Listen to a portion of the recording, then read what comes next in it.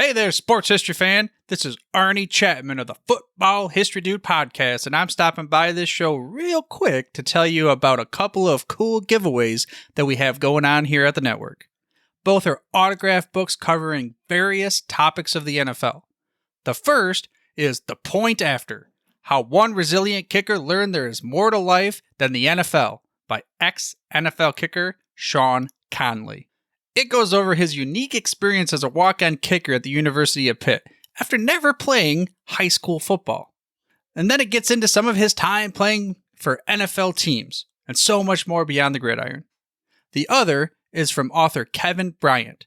His book is titled Spies on the Sidelines: The High-Stakes World of NFL Espionage. This book started as a curiosity, kind of a passion project to understand everything revolving around, well, Spygate. But this put Kevin down a rabbit hole learning about all sorts of espionage that has occurred throughout the history of the NFL. Both permissible and often the illicit techniques of gathering intel to try to impact the outcome of the game. To sign up for your chance to win an autographed copy of one of these books, all you gotta do is head over to sportshistorynetwork.com/giveaways and sign up. That's sportshistorynetwork.com/giveaways. Again, check out all the other podcasts that we have in the Sports History Network as well. But now, back to your regularly scheduled journey to the sports history timeline. Now it's time to take a sports break, a look at sports history on a daily basis.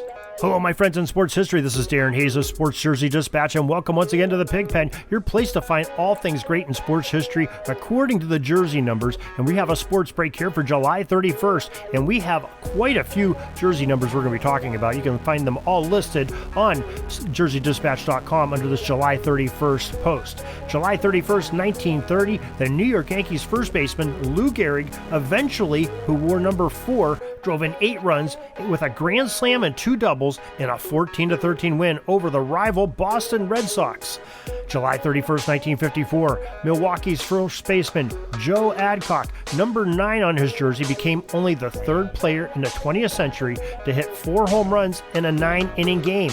Lou Gehrig and Gil Hodges, number 14, were the other ones to do it, and it was a 15-7 Braves victory over the Brooklyn Dodgers at Ebbets Field that day in 1954. And Adcock's day was so good that he finished the game with an MLB record of 18 total bases that day.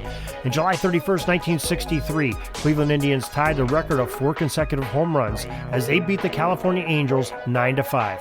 Woody Held, number 12, Pedro Ramos, number 35, Tito Francona, number 24, and Larry Brown, number 16, all drove balls deep over the wall off of Paul Foytak, number 21, who pitched in the 6th inning.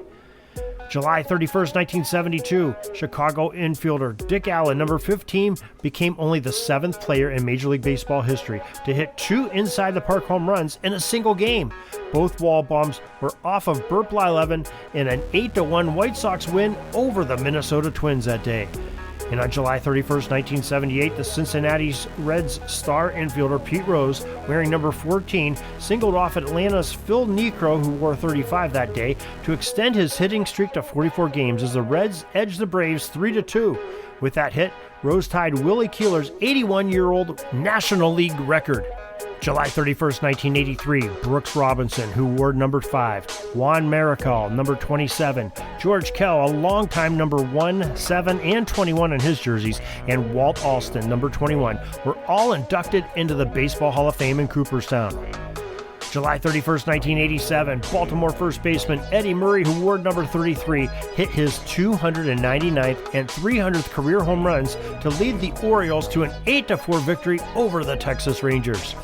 And July 31st, 1988, Oakland A's designated hitter Jose Canseco, who wore number 33, crushed 2 home runs off of Scott Bankhead, number 15, in the A's 6-2 win over the Seattle Mariners.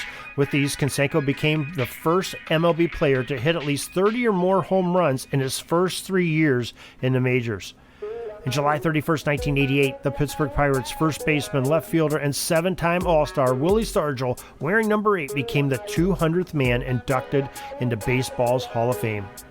July 31st, 1989, the Minnesota Twins traded American League Cy Young Award winner Frank Viola to the New York Mets. Viola wore number 26 with the Mets that year and number 16 while he was with the Twins. In July 31st, 1990, the Texas Rangers pitcher, the great Nolan Ryan, number 34, recorded his 300th career victory, an 11-3 win over the Milwaukee Brewers. It was the 20th Major League Baseball pitcher, was Ryan, to reach that milestone of 300 victories. In July 31st, 1993, Toronto Blue Jays obtained the future Baseball Hall of Fame outfield sensation Rickey Henderson, who wore number 14 and 24 from Oakland, in exchange for minor leaguers Steve Kersey, number 50, and Jose Herrera. July 31st, 1994, Baseball Hall of Fame inducts New York Yankees shortstop Phil Rizzuto, number 10, and Philadelphia Phillies pitcher Steve Carlton, who wore number 32. July 31st, 1997, Oakland A's first baseman Mark McGwire, number 25, became the MLB's top home run hitter to be traded in the middle of a season when he moved from Oakland to the St. Louis Cardinals. He had 34 home runs and 81 RBIs at the time of that trade. In July 31st, 2007, the NBA's Boston Celtics obtained the rights of former MVP and 10-time All-Star player Kevin Garnett, who wore the uniform number 5 with the Celtics, in a 7-for-1 deal with the Minnesota Timberwolves. He was then the NBA's biggest trade ever for one player at that time. So that's what we have on our sports break today. Hope you enjoyed this history. You can check out more tomorrow and on sportshistorynetwork.com, jerseydispatch.com, and pigskindispatch.com. Till tomorrow, everybody, have a great sports history day. Sorry, but my pitching coach just called timeout and he's coming out to the mound. I think I'm going to get yanked for reliever. We'll see you back tomorrow for some more great sports history on Sports Jersey Dispatch Podcast. We invite you to check out our websites, jerseydispatch.com and pigskindispatch.com. Not only see the daily sports history, but to experience the preservation of great events and people that play the games. Find us on Pigskin Dispatch. It's also on social media outlets of Facebook, Twitter, Instagram, and don't forget the Pigskin Dispatch YouTube channel to get all your daily sports history. Pigskin Dispatch is happy to be associated with the Sports History Network, the sports headquarters of yesteryear, found at sportshistorynetwork.com. This podcast is part of the Sports History Network, your headquarters for the yesteryear of your favorite sport. You can learn more at sportshistorynetwork.com.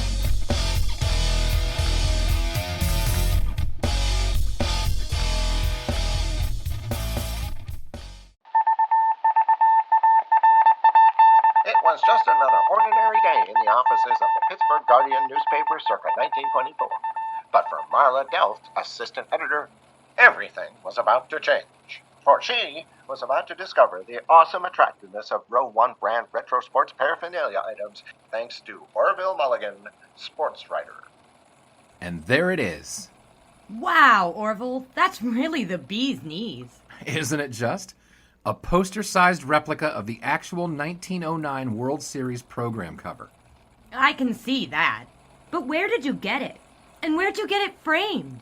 I ordered it from the Row 1 website, where over 6,000 items of sports memorabilia from the 1880s to the 1990s are available for reproduction, in multiple sizes and in several different materials, with over a dozen styles of frame to choose from for prints like this. Well, I'm sure Mr. Delft would love to put up more of these in the office. But I'm equally as sure they're beyond this newspaper's budget. Not at all, my dear Marla. See for yourself. Go to sportshistorynetwork.com/row1. sportshistorynetwork.com/row1. Oh my, these are good prices. Oh, and look at this stuff. Oklahoma-Nebraska football, college basketball art, Michael Jordan items. And so it retro was that sports Marla Delft advertisement discovered the clapboards. splendiferous magic of Row 1 sports memorabilia, arts, and prints. You can too by visiting sportshistorynetwork.com/row1. That's ROW1 today for access to the full Row 1 catalog of gallery prints and gifts like t-shirts, long-sleeve shirts, telephone cases, coffee mugs, blankets, pillows, towels, and even shower curtains. Act today for 15% discount off all prints with coupon code SHN15 and 20% off all other items with coupon code SHN20 at checkout. And keep your dial locked to the Sports History Network for the exciting chronicles of the 1920 sports world in Orville Mulligan, sports writer, coming soon.